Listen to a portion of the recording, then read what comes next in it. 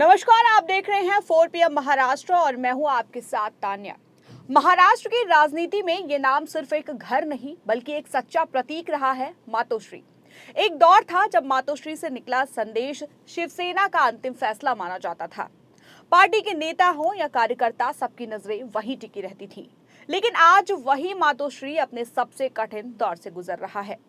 साल 2022 में एकनाथ शिंदे की बगावत ने शिवसेना और सत्ता दोनों उद्धव ठाकरे के हाथों से छीन ली थी। अब 4 साल के अंदर दूसरी बार पार्टी में टूट की खबरों ने ठाकरे परिवार के सामने राजनीतिक अस्तित्व का नया संकट खड़ा कर दिया। 6 लोकसभा सांसदों के पाला बदलने के बाद अब विधायकों और विधान परिषद सदस्यों को लेकर भी चर्चाएं तेज हैं। सवाल सिर्फ इतना नहीं कि कौन नेता किसके साथ जा रहा है। असली सवाल ये है कि क्या महाराष्ट्र की राजनीति में ठाकरे परिवार का प्रभाव लगातार कमजोर पड़ रहा है? क्या मातोश्री की पकड़ ढीली पड़ चुकी है? और सबसे बड़ा सवाल कि क्या उद्धव और आदित्य ठाकरे इस संकट से उभर पाएंगे?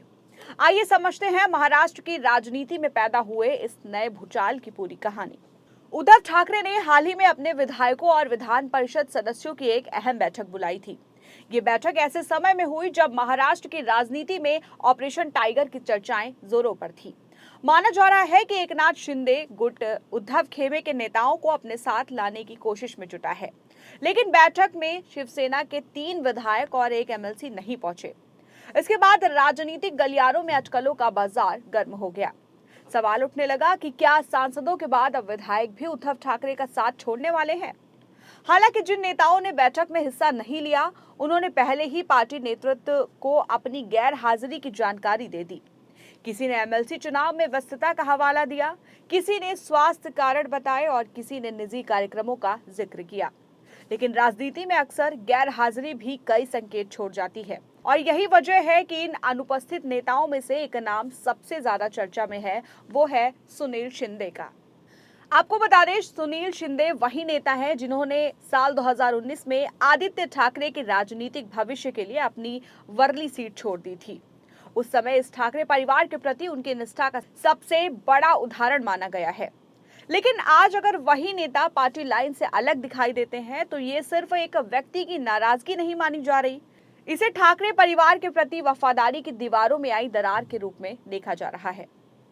दरअसल उद्धव ठाकरे के सामने पैदा हुआ ये संकट अचानक नहीं आया। 2022 की बगावत के बाद से ही पार्टी के भीतर असंतोष की खबरें लगातार सामने आती रही हैं। बागी नेताओं का आरोप है कि उद्धव ठाकरे और आदित्य ठाकरे तक आम विधायकों और कार्यकर्ताओं की पहुंच बेहद सीमित हो गई है। एक समय था जब मातोश्री के दरवाजे शिव सैनिकों के लिए हमेशा खुले रहते थे। कार्यकर्ता सीधे नेतृत्व तक अपनी बात पहुंचा सकते थे। लेकिन समय के साथ पार्टी के अंदर एक ऐसा घेरा बन गया जिसने शीर्ष नेतृत्व और जमीनी कार्यकर्ताओं के बीच दूरी बढ़ा दी। बागी नेताओं का कहना रहा कि फैसले कुछ लोगों के सीमित दायरे में होने लगे और संगठन के कई पुराने चेहरे खुद को उपेक्षित महसूस करने लगे। यही असंतोष धीरे धीरे राजनीतिक संकट में बदलता गया। जब एकनाथ शिंदे ने बगावत की थी तब भी यही आरोप लगाए गए थे कि पार्टी का नेतृत्व जमीनी कार्यकर्ताओं और विधायकों से कट चुका है। उसमें बड़ी संख्या में विधायक शिंदे के साथ चले गए और शिवसेना 2 हिस्सों में बंट गई। उस बगावत का असर सिर्फ शिवसेना तक सीमित नहीं रहा। महाविकास अघाड़ी सरकार गिर गई, मुख्यमंत्री पद चला गया, चुनाव आयोग ने पार्टी का नाम और चुनाव चिन्ह भी शिंदे गुट को दे दिया। यानी उद्धव ठाकरे को एक साथ संगठन, सत्ता और पहचान तीनों स्तर का झटका लगा।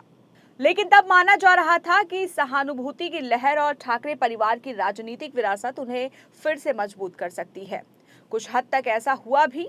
लोकसभा चुनाव में महाविकास अघाड़ी ने अच्छा प्रदर्शन किया और उद्धव ठाकरे एक बार फिर राजनीति केंद्र में लौटते दिखाई दिए। लेकिन अब जो घटनाएं सामने आ रही हैं, उन्होंने उस वापसी की कहानी पर भी सवाल खड़े कर दिए। सबसे बड़ा झटका सांसदों के स्तर पर देखने को मिला। एक समय शिवसेना महाराष्ट्र में कांग्रेस के बाद महाविकास अघाड़ी की दूसरी सबसे बड़ी ताकत मानी जाती थी।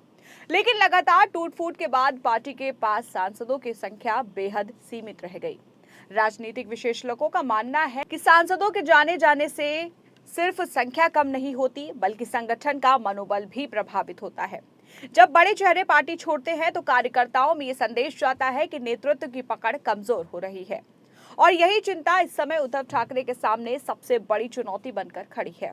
इसके पीछे एक और महत्वपूर्ण वजह है महाविकास अघाड़ी की राजनीति। आपको बता दें, साल 2019 में जब शिवसेना ने बीजेपी से अलग होकर कांग्रेस और एनसीपी के साथ सरकार बनाई, तब ये फैसला महाराष्ट्र की राजनीति में ऐतिहासिक माना गया था। लेकिन पार्टी के भीतर और शिवसेना के पारंपरिक वोट बैंक के बीच इसे लेकर असहजता भी थी। शिवसेना की राजनीति वर्षों तक हिंदू और मराठी अस्मिता के इर्द गिर्द घूमती रही थी। ऐसे में कांग्रेस और एनसीपी के साथ गठबंधन को कई पुराने शिव सैनिक सहज के रूप से स्वीकार नहीं कर पाए। जमीनी स्तर पर यह असंतोष लगातार रहा। राजनीतिक विरोधियों ने भी इसी मुद्दे को हथियार बनाया और ये संदेश देने की कोशिश की कि उद्धव ठाकरे ने बाला साहब ठाकरे की मूल विचारधारा से समझौता किया है। यही नैरेटिव पहले शिंदे की बगावत के दौरान दिखाई दिया और अब भी उसी मुद्दे को लेकर हमले हो रहे हैं। बाला साहब ठाकरे के दौर में शिवसेना की राजनीति पूरी तरह से ही व्यक्तित्व आधारित थी। पार्टी के भीतर अनुशासन ऐसा था कि खुले विद्रोह की कल्पना भी मुश्किल मानी जाती थी। लेकिन आज हालत बदल चुके हैं। विडंबना यह है कि जिन नेताओं को उद्धव ठाकरे ने आगे बढ़ाया, जिन चेहरों को संगठन ने अवसर दिया, उन्हीं में से कई नेता आज उनके खिलाफ दिखाई दे रहे हैं। और यही वजह है कि मौजूदा संकट सिर्फ राजनीति नहीं बल्कि भावात्मक और संगठनात्मक भी माना जा रहा है। क्योंकि सवाल केवल सीटों या पदों का नहीं, सवाल नेतृत्व पर भरोसे का है। अब सबसे बड़ा प्रश्न यही है कि क्या होगा आगे। क्या उद्धव ठाकरे और आदित्य ठाकरे इस संकट से बाहर निकल पाएंगे? क्या राजनीति जानकार मानते हैं कि इसकी पहली शर्त संगठन को दोबारा मजबूत करना होगी? सिर्फ सहानुभूति के सहारे राजनीति लंबे समय तक नहीं चलती। जनता और कार्यकर्ता के बीच लगातार संवाद बनाना पड़ता है। उद्धव ठाकरे को पार्टी के भीतर भरोसा बहाल करना होगा, उन नेताओं के साथ खड़ा होना होगा जो अभी भी संगठन के साथ खड़े हैं। आदित्य ठाकरे के लिए भी ये परीक्षा का समय है। उन्हें केवल एक युवा नेता के रूप में नहीं बल्कि संगठन को संभालने वाले चेहरे के रूप में खुद को साबित करना होगा। अगर पार्टी के भीतर संवाद बढ़ता है, जमीनी स्तर पर कार्यकर्ताओं को फिर से सक्रिय किया जाता है और संगठन को नई दिशा दी जाती है, तो वापसी की संभावना बनी रहती है। लेकिन अगर टूट फूट का सिलसिला जारी रहा तो महाराष्ट्र की राजनीति में ठाकरे परिवार की भूमिका पहले जैसी बनाए रखना बेहद मुश्किल हो सकता है। मातोश्री आज शायद अपने सबसे कठिन राजनीतिक दौर से गुजर रहा है। कभी जहां पूरे महाराष्ट्र की राजनीति की दिशा तय होती थी, वहीं आज अपने नेता को साथ बनाए रखना सबसे बड़ी चुनौती बन गया है। सवाल सिर्फ 6 सांसदों और कुछ विधायकों का या एक बैठक के गैरहाजिरी नेताओं का नहीं है। सवाल उस राजनीतिक विरासत का है जिसे बाला साहब ठाकरे ने खड़ा किया था और जिसे बचाने की जिम्मेदारी आज उद्धव और आदित्य ठाकरे के कंधों पर है। क्या ठाकरे परिवार संगठन को फिर से एकजुट कर पाएगा? क्या उद्धव ठाकरे इस संगठन को अवसर में बदल पाएंगे या फिर महाराष्ट्र की राजनीति में शिवसेना का दायरा और भी सिमट जाएगा?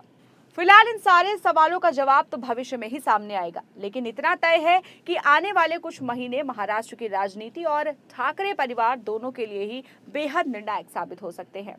अगर आपको ये वीडियो पसंद आया हो तो वीडियो को लाइक करें, शेयर करें और साथ ही चैनल को सब्सक्राइब करें और जुड़े रहिए 4 PM महाराष्ट्र के साथ।